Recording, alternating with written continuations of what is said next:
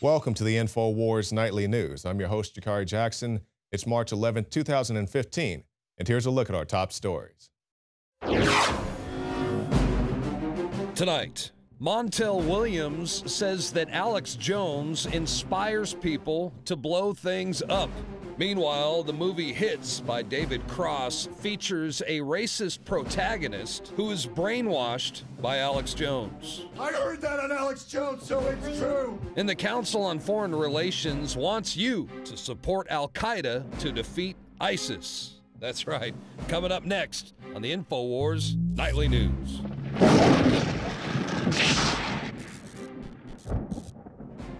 And welcome back. I'm not a real big social media guy. I didn't even have a Twitter page till the end of last year. And, you know, people will say, I sent you something on Twitter, or I sent you something on Facebook. I'm like, well, why don't you just call me if you know me personally? Which is to say, it's not something I use a whole lot. I send out stories I think are interesting, stories that we put out, but I don't use it for much else. With all that said, you know, I'm not into the Twitter beefs, but when somebody calls you a coke-sniffing, evil person who inspires people to blow up things, that's a pretty serious charge. And those charges or claims were made by one Montel Williams. And I will say, you know, I've always liked Montel. I mean, I can't say I was a regular viewer of his programming, but, you know, I'd catch the show from time to time, and I enjoyed his presentation, enjoyed his demeanor. But it happened that Joe Biggs and Mikhail Thalen were in a conversation of sorts, talking about VA and the VA scandals, which Mr. Williams was included in. And he said, oh, by all means, let's add the conspiracy theorists.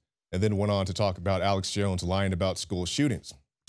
So Mr. Williams, I'm not exactly sure what his beef with us is. I guess he's referencing the Sandy Hook shootings that we've had one Wolfgang Halbig on to discuss. Wolfgang's also investigated Columbine, I believe, Virginia Tech as well. And I do respect Mr. Halbig's opinions. I personally think kids did die in that school that day. Mr. Halbig can speak for his own views and why he has those. You know, I definitely have questions as, you know, where's the surveillance footage? I don't have to see the footage of the kids getting shot. I would like to see the perpetrator at least enter the building, and then the story whether he went back and forth to his trunk to retrieve other guns. Why was there a SWAT guy from a neighboring county in the woods right outside the school? I mean, questions like that. It doesn't give a definitive answer or point a definitive finger at any one person, but, you know, they're just questions I have. And if you go to the page on Infowars.com, you can see some of the tweets back and forth with Biggs and Montel and some of the other guys. Paul got in on it as well. And they said, well, Montel, if you have issues with our reporting, why don't you come on our show and debate us? And he says, I have no interest in debating evil. And he said, I guess, compared Alex to the head of Al-Qaeda with those statements that he made. Which is to say, it really flabbergasted me. You know, I never even thought we'd be on Montel's radar, but he decided to come out and attack us. I'm not sure why, but I guess he and Alex and Biggs and whoever else can fight that out. I was very disappointed to see Mr. Williams take that route. But he isn't the only one. It recently came to our attention, you know, beyond the pedophiles and rapists in the movies being named Alex Jones, now we have a new movie from David Cross called Hits, and that takes a shot at Alex as well. You are taking marching orders from Barack Obama, that socialist in the White House. Yes, you are. You are being bullied by him. You and all the liberal Jew-run media and their enablers. Dave. They are authorizing the corporate elite in this country. Dave, don't make... I heard that on Alex Jones, so it's true. Dave. I heard it on Alex Jones, so I know it's true. And Mr. David Cross, he's another guy I was familiar with his work, but I didn't really follow him. And I was very surprised when he came out, and I actually saw an interview he did. He was speaking about the Hits film, and he was saying to the interviewer, like, you know, I made this film to talk about social media, kind of about the YouTube age, and how people can become famous by doing something on YouTube, but they may think they're doing the right thing, but they're not really. And I guess that was his reference to Alex Jones, I'm assuming there. Which, I mean, I guess I would come back and question Mr. Cross. What is he doing trying to make the world a better place? Is he doing anything about the vaccinations or fluoridated water or the police state or any number of many things that we report on here at InfoWars? He makes comedies, and I'm sure, you know, comedies are great. They make people laugh and get you to think about things, but, you know, are you doing anything really besides that? And, you know, it just goes on with his narrative. You know, Alex Jones is deeply racist. We heard that after the Boston bombing. You know, they came out, what was her name? Alex Wagner. She had a panel up there, and she says, you know, he's deeply racist, and Alex Jones doesn't build bombs, he builds bombers. That was the meme for a while. You know, no proof, just saying because he's a very passionate guy, as we all are here at INFOWARS, and we don't want, you know, a police state running around. That's some kind of signal to our followers to go out and kill people. That is absolutely ridiculous. We do not condone those type of actions. I definitely don't. Alex doesn't either. You know, we do believe in self-defense. If somebody kicks in your door at 3 in the morning, shoot them. If you're walking through a dark parking lot, somebody tries to shove you in a van, shoot them. You know, I have no issue with that. I'm not telling anybody to go out and kill police or military or anything of the like, but it's these people, you know, make the lie big enough and repeat it so many times that people can't help but accept it as truth. And these are the type of tactics that they use against you, the public, trying to turn you against us here in the alternative media. You guys can actually go to YouTube and see a Paul Revere entry that we had, Media Brainwash. And these are a string of reporters reading out the exact same teleprompter, which shows that there is some central authority giving all these guys the same talking points, which makes me very skeptical when I see movies like this or I see MSNBC and then everywhere you go, you know, it's hate speech, Bill O'Reilly, and they show some picture of Alex. There's some central authority telling these guys to put this stuff on the air. So now you know you can go research that for yourself. And one of the things that, you know, guys like Montel are very unhappy about is we talk about the medical tyranny. I guess he was talking about vaccines and the anti-vaxxers and all that stuff. But here's another example, besides the kids taking the shots in Syria and they died for it. And what else? Oh, yeah, people getting the flu from the flu shot. Also, the hepatitis A vaccine giving you a 10% chance of a fever up to 104 degrees, but never mind all that. Now we see children's Tylenol maker pleads guilty for knowingly selling a tainted product. And this is Johnson & Johnson subsidiary. And they were forced to pay out $25 million to resolve the case, according to the Associated Press. But never mind stuff like that. You know, never mind the vaccines, never mind the people that go on Katie Couric's show and they say, hey, I took the vaccines and it made me sick. My kid was bedridden for a year. Or all the many other examples, Piers Morgan getting sick from the flu shot.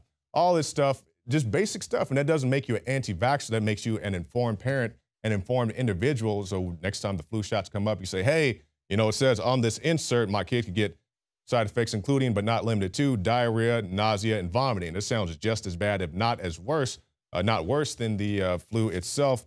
But, you know, that's things they don't really care to talk about. And something I want to talk about, the American flag. We've seen all over the country.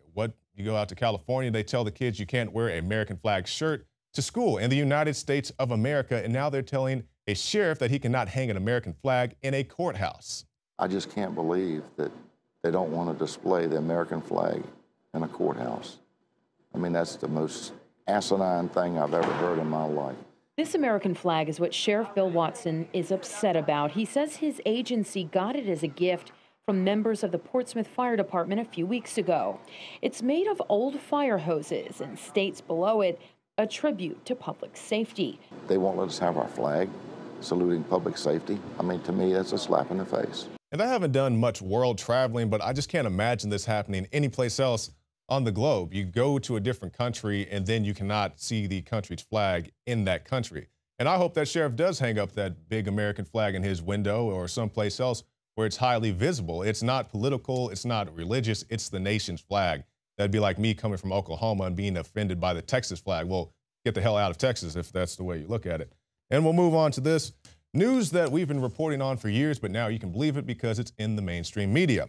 Feds admit stingrays can disrupt cell service of bystanders. And now that it's in Wired magazine, I believe it's also in many other publications. Now you can believe it, even though I interviewed a guy about this very same subject last year. I said, sir, what you're telling me, it sounds like a conspiracy theory. You're telling me that the feds, police officers can monitor your conversations in real time. I said, oh, no, it's not a conspiracy theory. It is real. So you can see those reports on INFOWARS.com. And we'll end with this before we go on to more special reports. CFR, support al-Qaeda to defeat ISIS. It reminds me of that claim Obama said last year. What did he say? We have to arm the moderate rebels to defeat the rebels, something of that like.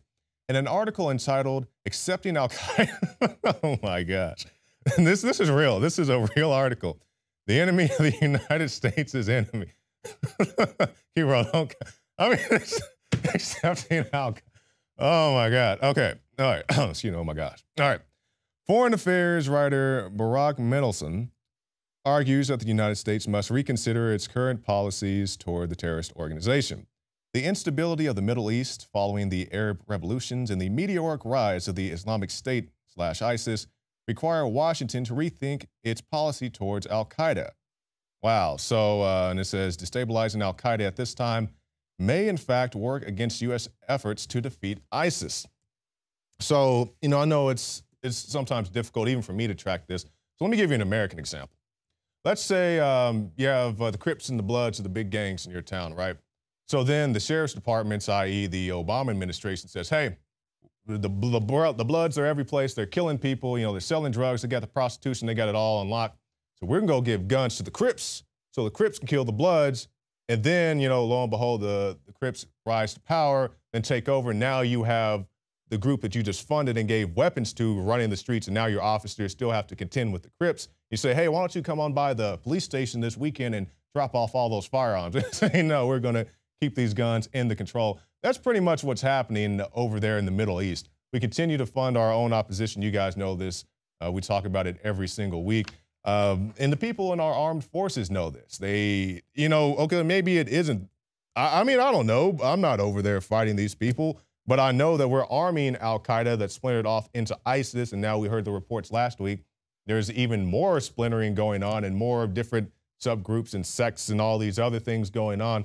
So it's the gift that keeps on giving. You arm your opposition, then you can go fight your opposition, and then people come out and say you shouldn't fight the opposition because they're fighting opposition of that opposition. What's the title? The enemy of the United States is enemy. So, wow, I could not believe that it actually came out. I was talking to Mikhail earlier today, and he's like, hey, man, I got this article. I said, that's not real. And, you know, sometimes you guys at home, you wonder, like, is this stuff real? Sometimes I wonder that, too. This just could not be real to me until I actually saw it. So, yeah, we're going to continue to arm our opposition, both with al-Qaeda and ISIS. And that's what's going to happen here in the United States of America. And we'll go out to break on this. Wow, I just really cannot believe that that actually happened. That is a real article that somebody put out. The Council on Foreign Relations. I believe the Clintons are knee-deep in that as well, or in the organization, maybe not that particular incident. So we'll go to break. We'll come back with somebody who's actually fought al-Qaeda, Joe Biggs, and I'm pretty sure he didn't really like that experience. And he'll come back and tell us about a different aspect of something very important in the news, and then we'll tell you about the CIA's cocaine blues. The knowledge of the ancients, tried and true, trusted herbs and extracts fused with the latest nutraceutical science. Introducing the all-new Ancient Defense Herbal Immunity Blend, crafted with over 14 key ancient herbs and extracts to supercharge and prepare your body for what experts admit is the most dangerous season of the year. We have rejected hundreds of other formulations in our quest to bring you what is simply the most powerful and comprehensive proprietary formula that we have ever created in the realm of herbal immunity. For the last 2 years, our team has been working with top doctors, nutritionists, and chemists to develop the ultimate nutraceutical formulation. Experience the benefits of combining over 14 ancient herbs and extracts with exciting new advances in nutraceutical science. For a limited time, get 25% off on this introductory offer. Visit ancientdefense.com or call 888-253-3139. ancientdefense.com. Used since before the days of the Roman Empire to support the body's natural systems and enhance overall health. Introducing the new InfoWarsLife.com oil of oregano formulation, a highly advanced nutraceutical form of this key herb that has been traditionally used by civilizations for thousands of years to promote health. We have now procured the most high quality and potent forms of oregano oil on the market, sourced from top leading manufacturers to ensure a concentrated level of bioactive ingredients, extracted directly from the wild herb and sealed in easy-to-use capsules. You will no longer need to endure the burning of liquid oregano on the tongue. Wild crafted from the Mediterranean oregano species that experts agree is one of the most powerful and most challenging to acquire. This winter season, it's more important than ever to secure this true form of oil of oregano. Now available in our limited first run at InfoWarsLife.com. That's InfoWarsLife.com or call 888-253-3139.